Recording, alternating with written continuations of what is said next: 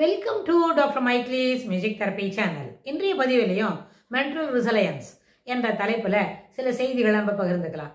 சென்ற பதிவில் சொன்னோம், ஒரு வேலை செய்கிறோம், ஒரு டெஸ்ட் எழுதுகிறோம், அதனோட ரிசல்ட்ஸ் அவுட்கம்மை பார்த்துட்ட உடனே அவுட்கம்லேருந்து எப்படி தவறுகளை திருத்திக் கொள்வது, எங்கெல்லாம் அதை சரி பண்ணிக்கணும் அப்படின்னு தான் பார்க்கணுமே தவிர அதனோட இனிமேல் கணக்கே போட முடியாது, படிக்கவே முடியாது, ஸ்கூலுக்கே போக முடியாதுன்னு no one will take it in that sense. எப்போவுமே ஒரு ரிசல்ட்ஸ்னு வந்தால் அந்த ரிசல்ட்ஸில் இருக்கிற ப்ளஸ் மைனஸ் அதை பார்த்து தெரிஞ்சுக்கிட்டு அதுக்கு தகுந்த மாதிரி எதெல்லாம் நெகட்டிவோ that has to be corrected, that has to be made positive to proceed further. லைஃப்ன்ற ஜெர்னியை தொடர்ந்து நடத்தணும். எங்கேயுமே ஒரு இடத்துல ஸ்டாக்னேஷன் இருக்காது.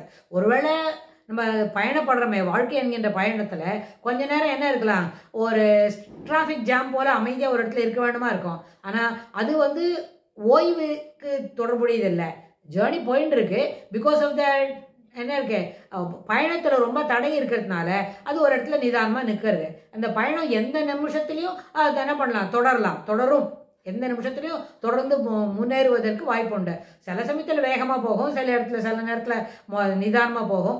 சில நேரத்தில் அந்த போகக்கூடிய ராஸ்தா இருக்கே, வழி பாதை, அந்த பாதை என்ன இருக்கணும், ரொம்ப ஈஸியாக ஒரு நேஷ்னல் ஹைவேஸ் மாதிரி இருக்கும். சிலப்போ கிராமத்தில் இருக்கிற ஒத்தையடி பாதை போலவும் இருக்கும். ஸோ அதனால் இதெல்லாம் நம்ம ஃபீட்பேக்கில் வரும்பொழுது you should take it in the right sense. அதனோட அப்ரோச் பர்ஃபெக்டாக இருக்கணும் அப்படின்லாம் நம்ம தெரிஞ்சுக்கணும். அதே மாதிரி எந்த ஒரு ஜெர்னி எடுக்கிறதா இருந்தாலும், அதாவது வாழ்க்கை என்கின்ற பயணம் அப்படின்னு சொன்னால் இதில் மென்டல் ரிசலையன்ஸ் ரொம்ப அத்தியாவசியம்னு நான் பார்த்தோம். அதனால எப்போ ஒரு ஃபீட்பேக் கிடைக்கிறதா இருந்தாலும் நம்ம போகக்கூடிய இந்த பயணத்தில் ஒரு பாசிட்டிவ் மைண்ட் செட் இருக்கவங்களோட நிறைய பழகிறதுக்கு முயற்சி செய்யணும். சிலவங்க எல்லாத்துக்குமே முடியாது. முதல்ல வாயை திறந்த உடனேவே பேசச்சேவே அதெல்லாம் முடியாது, நோ அப்படி சொல்லுவாங்க. அந்த முடியாது நோ அப்படின்னு சொல்கிறது ரெண்டு வார்த்தையுமே ஏற்புடையது அன்று. என்ன சொன்னாலும் முழுக்க காது விஷயத்தை கேட்டுவிட்டு, அதாவது இது இப்போ என்ன இருக்குது, ப்ரெசன்ட் சினாரியோவில் பிள்ளைங்கள்ட்ட ஒரு பழக்கம் இருக்குது. அதாவது ஒரு விஷயத்த பதில் சொல்கிறதுக்கு தான் கேட்குறாங்களே தவிர அதை கேட்டு புரிஞ்சுக்கிறதுக்கு முயற்சி செய்யறதே இல்லை. இது இந்த பழக்கம் வகுப்பறையில் இருக்குது, சாதாரண சோஷியல் கேதரிங்கில் இருக்குது, ஒரு வீட்டில் ஹோம் ஃப்ரண்ட்லேயும் இந்த கான்வர்சேஷனில் இப்படி ஒரு ஆட்டிடியூடு இருக்குது. That has to be astute. ஏன்னு கேட்டால் ஒரு விஷயத்தை சொல்லும்பொழுது அது what does it denotes, what does it depicts, அது ரெண்டுத்தையும் பார்த்துட்ட பிறகு whether we can give the reply or will have to wait and think over and give the reply அப்படின்னு யோசித்தாதான் அந்த பதில் ஒரு ஏற்புடையதாகவும் சிறப்பானதாகவும் இருக்கும். முதல்ல யார் நம்மளை கேட்குறாங்கன்னு பார்க்கணும். அவங்க நம்மளுக்காட்டில் வயதில் பெரியவங்களா, நம்மளுக்கு ரொம்ப வேண்டப்பட்டவங்களா, இதுக்கு மேலே நம்மளுக்கு நிறைய ஹெல்ப் பண்ணியிருக்கிறாங்களா அப்படிலாம் தெரிஞ்சுக்கிட்டு தான் அந்த வேலைக்கு நம்ம என்ன செய்யணும். நோ, முடியாது, இப்போ செய்கிறேன், 2 நாள் கழிச்சு செய்கிறேன், இல்லை செய்யவே மாட்டேன் அப்படின்னு ஒரு பதில் சொல்லணும். ஆனால் சொல்லி கொண்டு இருக்கும் பொழுதே நோ சொல்லிட்டாங்கன்னு வைங்க. அப்போ அப்படின்னா வாட் டஸ் இட் டினோட்ஸ் அப்படின்னு கேட்டால் அவங்க அதை கேட்டுக்கிறதுக்கு கூட விருப்பப்படலை. ஏன்னா இந்த உலகத்தில் எதுவுமே மியூச்சுவல்ன்ற வார்த்தையை தாண்டினது இல்லவே இல்லை. உங்களுக்கு இன்னைக்கு ஒருத்தர் ஹெல்ப் பண்ணாங்க, அந்த ஹெல்ப்போட பிரதியை கொஞ்ச நாள் கழிச்சு பிரதி செய்து தான் ஆகணும். If not on the same day, after a week, at least after a month. You should not forget it. நான் என்ன தெரியுமா, என் நன்றி கொன்றார்க்கும் உய்வுண்டாம், உய்வில்லை செய் நன்றி கொன்ற மகருக்கு சொன்னார் வள்ளுவர். சொன்னார் அப்படித்தானே. அதனால நிச்சயமா எந்த விதத்தில் நம்மளுக்கு ஒரு ஹெல்ப் வந்திருந்தாலும், பாடம் சொல்லி கொடுத்துருக்காங்க, இல்லை படிப்புக்கு ஏதோ ஹெல்ப் பண்ணியிருக்கிறாங்க, சில நேரத்தில் நல்லா ட்ரெஸ் பண்ணிக்கிறதுக்கு ஹெல்ப் பண்ணியிருக்கிறாங்க, இல்லை ஒரு கடைக்கு போகிறதுக்கு உபயோகம் பண்ணியிருக்காங்க, அது எல்லாத்தையுமே பணம் கொடுத்து வாங்க முடியாது. சிலதெல்லாம் அவுட் ஆஃப் அண்டர்ஸ்டாண்டிங் அதுதான் நடக்கிறது. அப்படின்னா அந்த அடிப்படையில் எல்லாமே நமக்கு ஒரு ஹெல்ப், எங்கேயான ஒரு உபகாரம் கேட்கறது, ஒரு என்ன பண்ணியிருக்காங்க உபகாரம் பண்ணியிருக்கிறாங்கன்னு சொன்னால் அதற்கு பிரதியாக, அதற்கு மேலாகவே ஒரு நேரத்தில் நம்ம அவங்களுக்கு திருப்பி என்ன பண்ணிடணும், பிரதி உபகாரம் செய்திடணும். அப்படி மறுபடியும் ஹெல்ப் பண்ணாமல் விட்டுட்டா அது எப்போ அதை முடிச்சு கொடுக்கறது? நத்திங் கோஸ் அன்னோட்டிஸ்டு. சி, எல்லாமே நம்ம பார்த்து உணர்ந்து புரிஞ்சுக்கிட்டு அதுக்கு மேலே என்ன பண்ணுறோம், செயல்படுத்தக்கூட நடைமுறை பாகங்கள் தான் அது உண்டு. செயல்படுத்தக்கூடியது அதுதான் அந்த நடைமுறை. அந்த நடைமுறைக்கு மாறாக நம்ம எதுவும் செய்திட முடியாது. அதனால எப்போவுமே positive people, speak positive, think positive, act positive.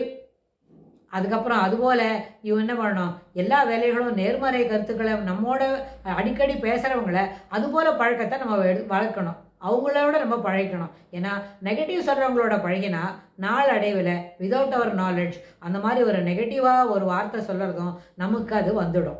So அதனால் அது ஏற்புடையது அன்று ஒரு நாளும் அதை நம்ம என்ன பண்ண முடியாது, தவிர்த்துட முடியாது. ஸோ அதனால் என்ன செய்யணும், அது நம்மளுக்கு தெரியாமல் நம்மக்கிட்ட வந்துடும். அப்புறம் நம்மளும் அது போல் எல்லாத்துக்கும் உடனுக்குடனே நோ அப்படின்னு சொல்கிறதுக்கு ஆரம்பிப்போம். அந்த நெகட்டிவ் ஆட்டிடியூட்லேருந்து வெளியில் வரணும்னா அதுபோல் உள்ளவங்களோட பழகிறத நிறுத்தணும். இல்லைன்னா அவங்க நம்மளோட பழகிறாங்க வேணா அவங்க நம்மளை மாதிரி மாறணும். எல்லாத்துக்கும் பாசிட்டிவ் விஷயத்தை காது கொடுத்து கேட்டு வாங்கிட்டு அப்புறமா அந்த விஷயத்த சொல்லணும். அதே மாதிரி ஒரு நேரத்தில் ஒரு விஷயத்த சொல்லி கொடுத்தாங்க அப்படின்னு சொன்னால் அதை தொடர்ந்து அதை நம்ம என்ன செய்யணும், செய்யறதுக்கு முயற்சி செய்யணும். இப்போ நிறைய பேர் என்ன நினைக்கிறாங்க, அந்த ஒரு அக்கேஷனுக்கு மட்டும்தான் அதுன்னு நினைக்கிறாங்க. அதுக்கப்புறம் அது மறுபடியும் மறந்து போகிறது. திருப்பி இன்னொரு நாள் அது போல் வரும்போது தெர் இஸ் கண்டினியூஸாக ஒரு வார்த்தையை சொல்லி கொடுத்துட்டே இருக்காங்கன்னு சொன்னால் it gives a wrong impression about the self. எப்படின்னா எந்த விஷயமும் நம்மளுக்கு ஒழுங்காக புரியாது அப்படின்னு ஆகிடும். எல்லாத்தையும் சொல்லி கொடுத்துட்டே இருக்கணும்னு ஆகும். அது இல்லை. ஒரு தடவை ஒரு விஷயத்த சொல்லி கொடுத்துட்டா அது தொடர்ந்து you have learnt it, you continue to abide by this. அதை நம்ம தொடர்ந்து செய்யணும். அதே மாதிரி இது அந்த பாசிட்டிவ் ஸ்பீக்கிங் இருக்கிறவங்கள கூட வச்சுக்கணும். எப்போவுமே அவங்களோட தான் நம்ம பழகணும் அப்படின்னு சொல்கிறது எப்படியோ இதெல்லாம் எதுக்கு வழிவகுக்கும் அப்படின்னு சொன்னால் இனிமையாக பழக வேண்டும், நேர்மறை கருத்துக்களை சொல்ல வேண்டும், எப்பொழுதும் சொல்லிக் கொடுக்கக்கூடிய செய்திகளை தொடர்ந்து மனதில் இருத்தி கொள்ள வேண்டும். புதிதாக தான் கற்றுக்கொள்ள வேண்டுமே தவிர ஏற்கனவே கற்றுண்ட பாடத்தையே திருப்பியும் தொடர்ந்து படித்தா மனம் அங்கே என்ன விடுபட்டு விடும். It gets into a break.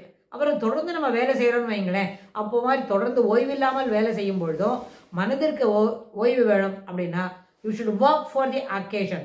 எந்த நேரத்தில் இப்போ படிக்கணுமா, படிக்கிறது மட்டும், வேறு எதை பற்றி யோசிக்கக்கூடாது. அப்போ தான் கேட்ஜெட் எடுத்து பார்க்குறது, வேடிக்கை பார்க்குறது அதெல்லாம் செய்யாமல் நிச்சயமாக அந்தந்த வேலைக்கு மட்டும் நம்ம மனதை என்ன ஒருமுகப்படுத்தி வேலை செய்தோம்னு வைங்க, நம்மளுக்கு ரொம்ப நேரம் தவறான முறையில் செலவாகாது, நேரம் விடுதாவாக போகாது. It slips away, time runs out அப்படின்னு சொல்கிறோமே, why it is running out.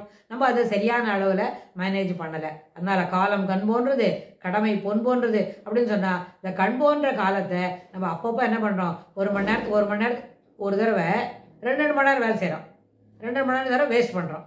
2 மணி நேரம் வேலை செய்தால் இட் இஸ் ஓகே. அது நகைப்புக்கு இடமே இல்லை, எல்லாரும் நம்மளை கொண்டாடுவாங்க. Instead what exactly we are doing, 2 மணி நேரம் வேலை செய்கிறோன்னு சொல்லி 2 மணி நேரம் வேலை வேஸ்ட் பண்ணிட்டுறோம். அதனால் அது ஏற்புடையதன்று. அதுபோல் அங்கங்கே துளியான நேரத்தில் நிறைய நேரம் நம்ம தவறான முறையிலும் பழுதாக்கிறோம். பழுதே போயின பல காலம் அப்படின்னு பல காலத்தை நம்ம பழுதாக்கிறதுனால தான் நம்மளால் நிறைய வேலைகளை சிறப்பாகவும் செம்மையாகவும் ஏற்றுக்கொள்ள வகையிலும் என்ன செய்ய முடியல அப்படின்றத மாற்றிட்டு பழுது போகாமல் நேரத்தை சிறப்பாகவும் ஏற்றுக்கொள்ளத்தக்க வகையிலும் செய்ய வேண்டும் அப்படின்னு சொல்லி இந்த பதிவை நம்ம நிறைவு செய்கிறோம். இதுக்கு தொடர்புடைய செய்திகளை வரப்போகிற பகுதிகளில் பார்க்கலாம். தேங்க்ஸ் ஃபார் வாட்சிங்.